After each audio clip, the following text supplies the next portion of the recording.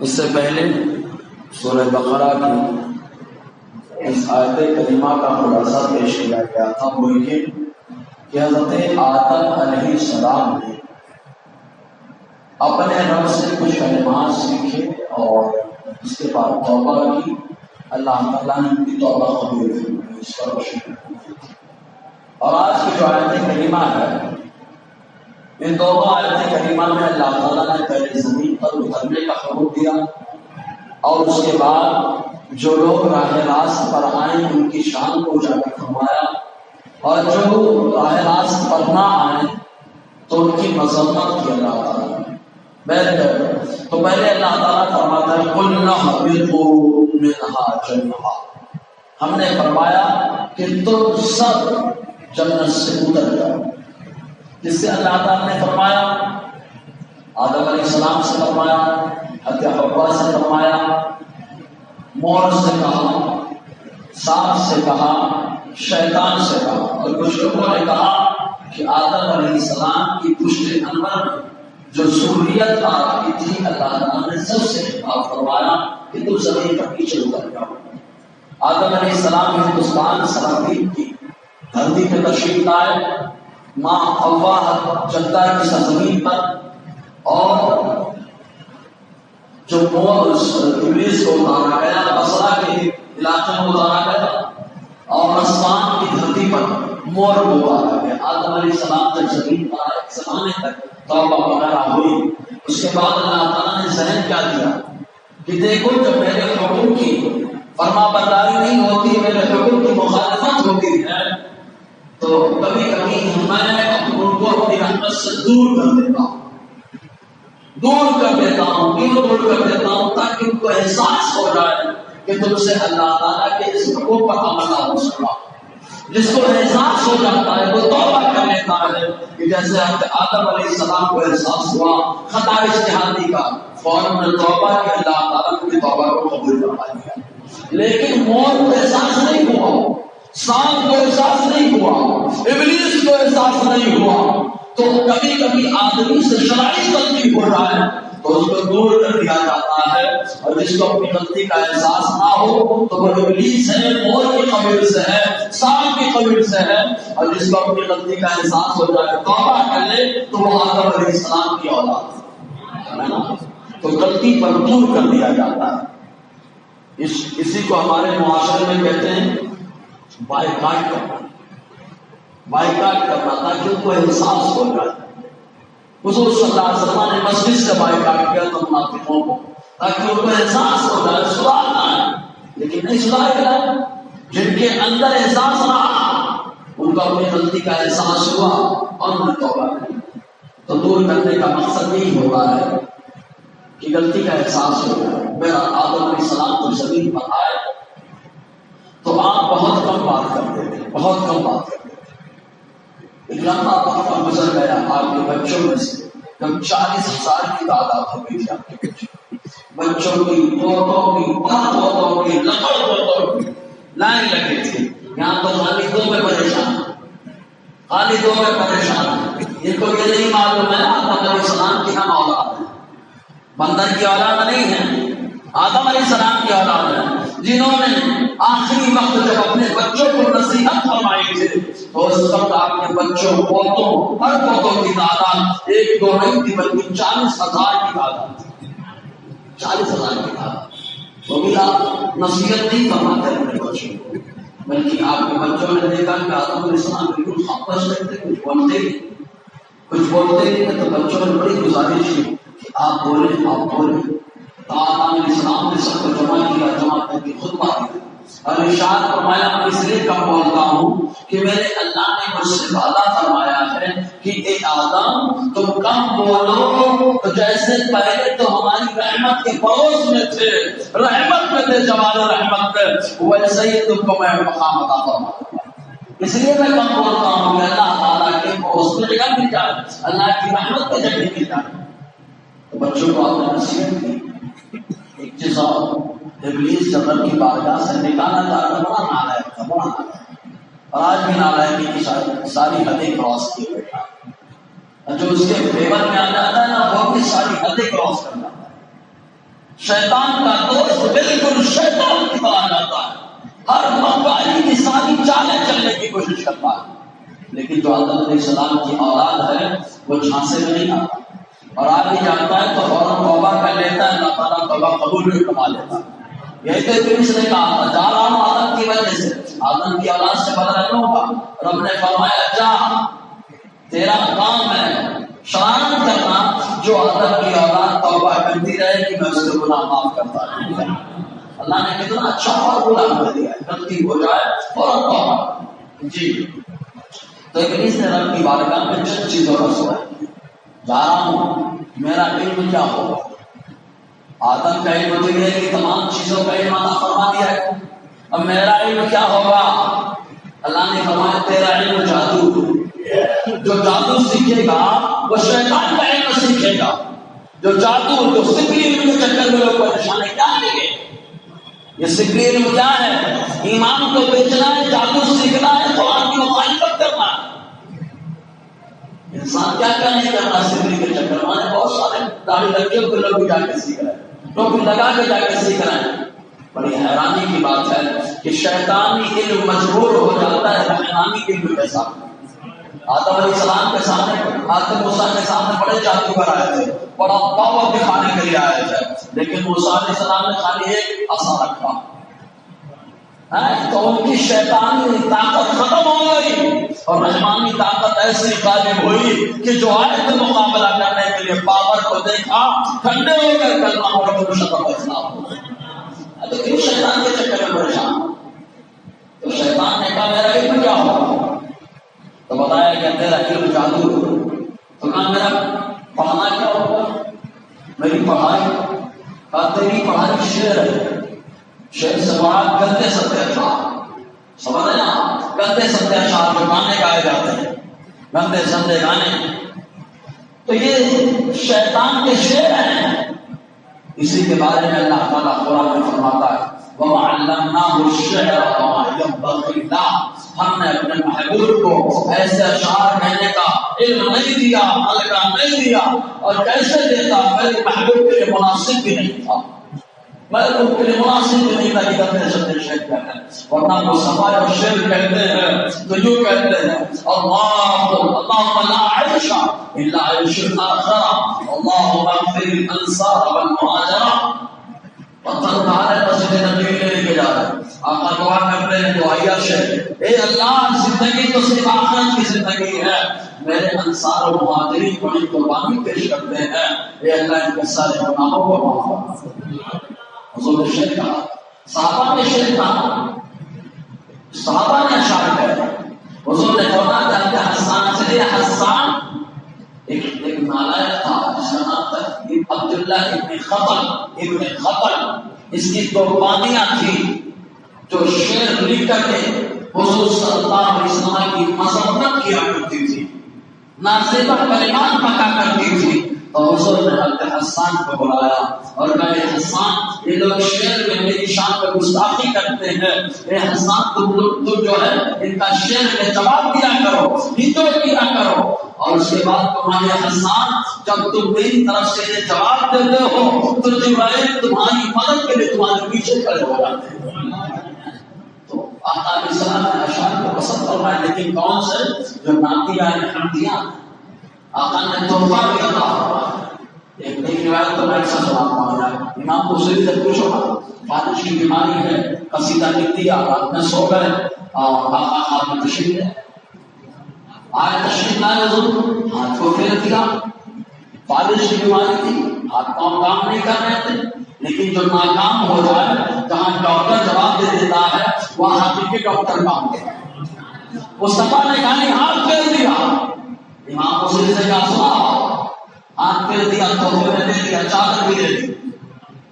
ہمارے لیے وہاں کا اشعار کو پسند کرتے جو نعتیہ ہو، اور ایک چیز اور نعتیہ اشعار کبھی شرک نہیں ہو سکتے، کیونکہ جو شرک ہے وہ نعت نہیں، جو نعت ہے وہ شرک ہے، سمجھنا؟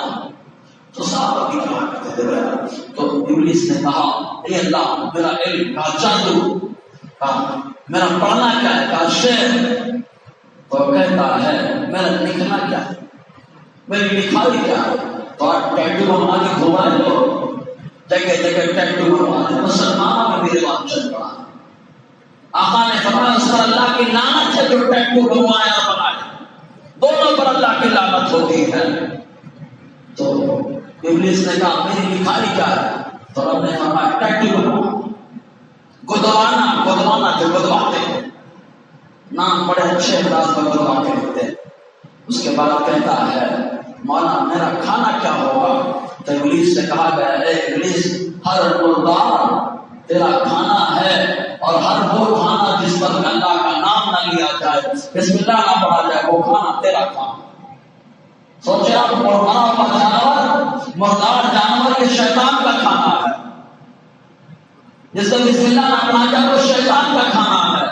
الحمدللہ ہم لوگ تو بسم اللہ کا کبھی کبھی کئی صورتیں پڑھ لیتے ہیں، کئی صورتیں پڑھ لیتے ہیں تاکہ شیطان بھاگ ہی جائے نہ کرے۔ جی پوچھتا ہے میرا پینا کیا ہے؟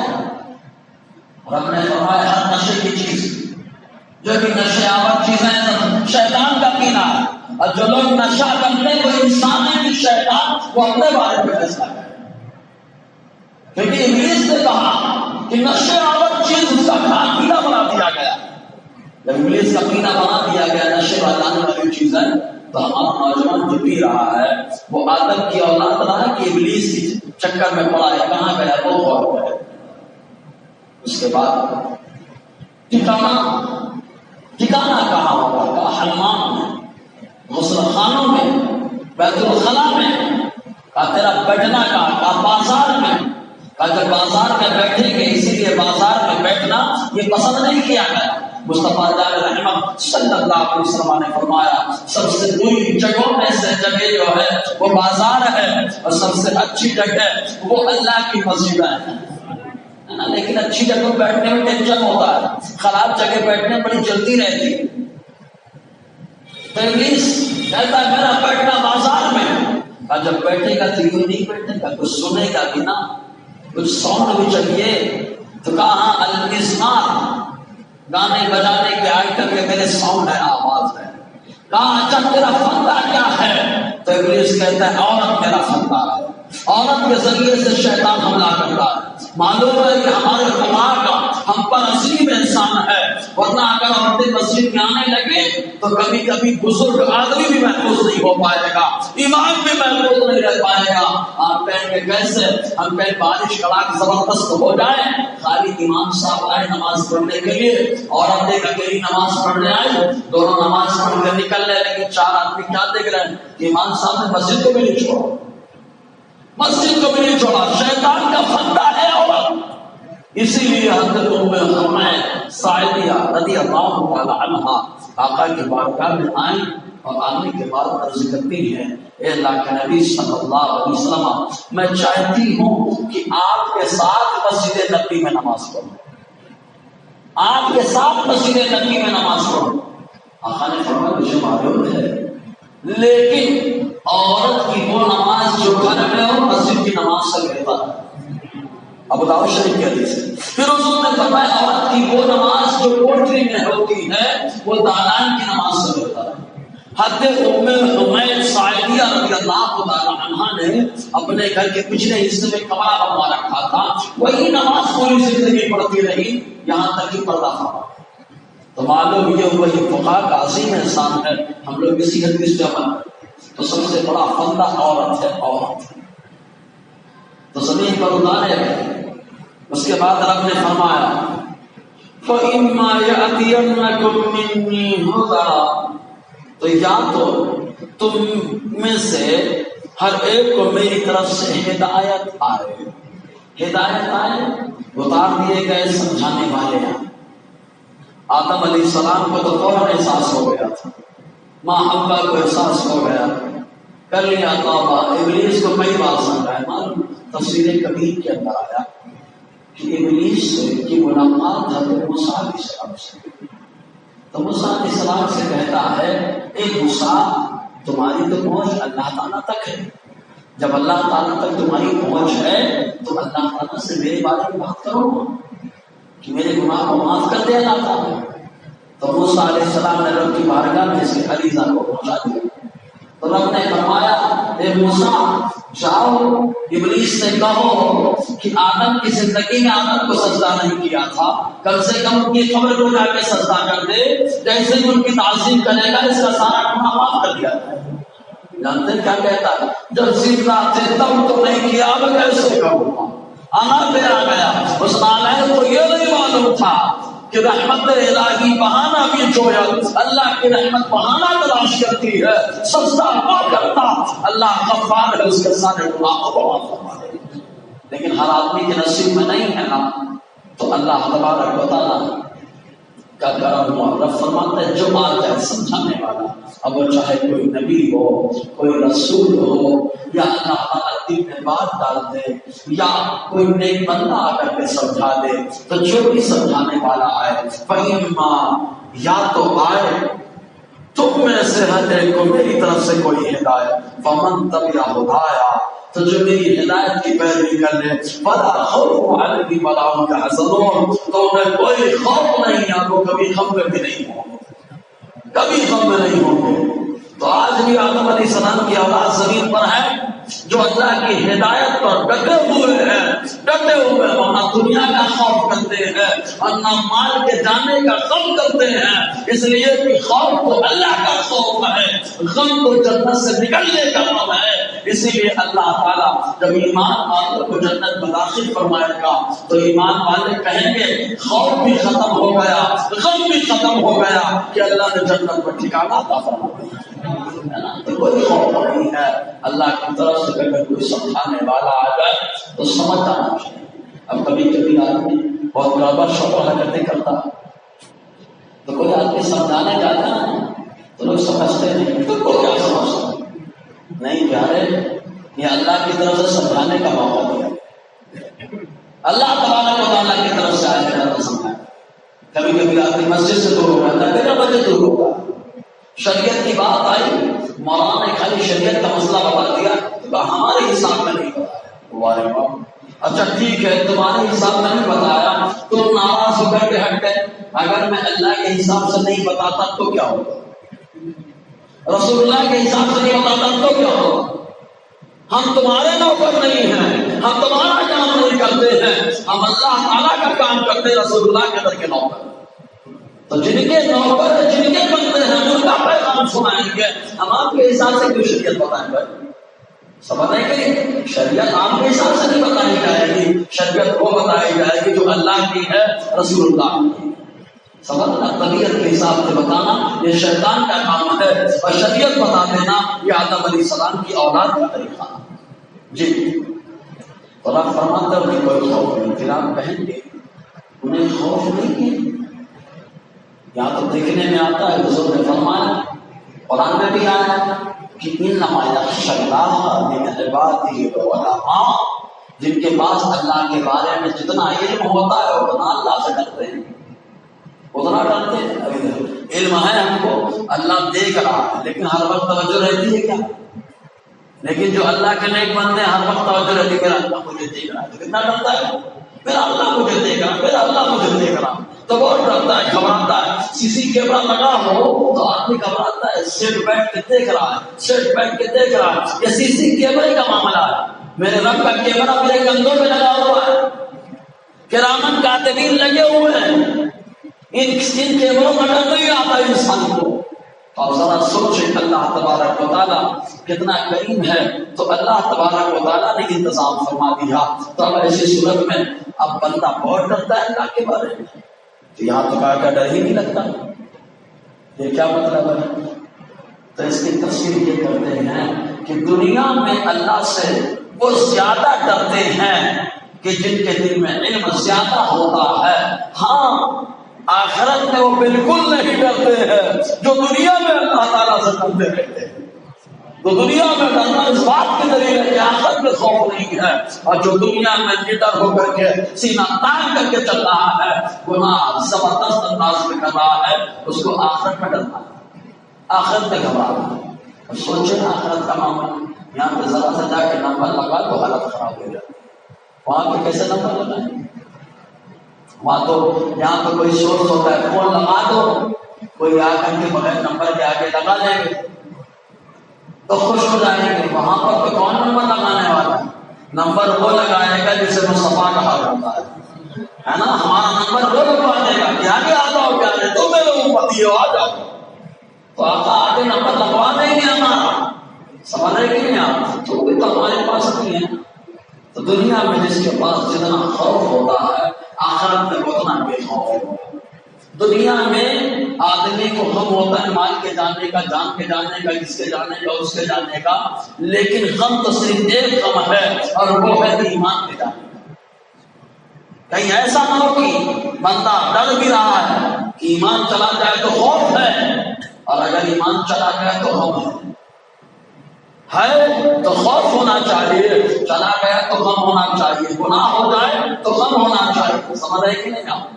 تو یہ دنیا کا خوف دنیا کا غم ہے، آخرت میں بے غم بے خوف ہو گئے جی. تو اللہ تعالیٰ کی طرف سے ہدایت کی تو راہ راست پہ آ گئے. اور کچھ لوگ ہیں ہدایت سنتے نہیں تو وہ سمجھتا ہے. ایک چیز اور بتائے، بڑی پیاری حدیث ہے مسلم شریف. حضور صلی اللہ علیہ وسلم نے فرمایا عالم ارواح میں روحیں جمع ہوئی تھی، ہے نا. آدم علیہ السلام کی پشت پر اللہ نے ہاتھ پھیرا ایسے تو قیامت تک جتنی اولاد ہونے والی تھی سب پیٹھ میں نظر آئی. پیٹھ میں نظر آئی. یار کتنے لوگ ہیں یہاں تو ایسے لوگ پریشان ہیں، لیکن رب کی قدرت تو دیکھو. جتنے انسان ہونے والے تھے چاہے مومن ہو چاہے کافر ہو، سب آدم علیہ السلام کی پشت میں نظر آ رہے. آدم علیہ السلام کی پشت پر نظر آ رہی. یہ اللہ کے قدرت کا ملا. تھوڑے کو کیسے زیادہ کرنا ہے اور زیادہ کو کیسے کم کرنا ہے، یہ تو اللہ تعالیٰ کی قدرت کا ملا. انسان کا کام ٹینشن لینا نہیں ہے، اللہ روزی دیتا ہے. لہٰذا دو کے چکر میں پڑ کر کے بلا وجہ قدرت سے مقابلہ کرنا، جیسے کہ فرعون نے لگایا تھا قانون کہ جو بچہ پیدا ہو اسے مار دیا جائے، جو بچہ پیدا ہو اسے ختم کر دیا جائے تاکہ ہماری سلطنت کی بربادی کا ذریعہ نہ بنے. لیکن اس کو کیا معلوم تھا کہ اللہ قادر مطلق ہے، قانون اس بن کے جس کی حفاظت ہوا کرے، وہ شمع کیا بجھے جسے روشن ہو رہا ہے. صحابہ کرام عزل کرتے تھے. عزل سمجھتے نا، میاں بیوی سے ملاقات کے ٹائم پہ جس مادے سے بچے کی ولادت ہوتی ہے وہ مادہ اس کے ٹھکانے پہ نہ ڈالنا، باہر گرا دینا، اس کو عزل کہا جاتا ہے. حضور صلی اللہ علیہ وسلم کو خبر ہو گئی. آقا نے فرمایا تم لوگ عزل کرتے ہو لیکن یاد رکھو جو آنے والا ہے اس کو کوئی روک نہیں سکتا. سمجھایا؟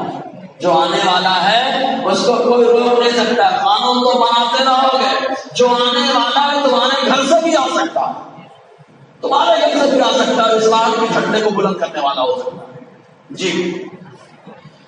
تو اللہ تعالیٰ فرماتا ہے تو سمجھ آدمی سمجھے، کبھی نہیں سمجھے. جو نہ سمجھے تو کیا ہے فرماتا ہے والذین کفروا وکذبوا بآیاتنا اولئک اصحاب النار هم فیہا خالدون. اور وہ جو کفر کرتے، جھٹلاتے، انکار کرتے، وکذبوا بآیاتنا، اور ہماری آیاتوں کو جھٹلاتے، نشانیوں کو نہ مانے، اولئک اصحاب النار، وہ جہنمی.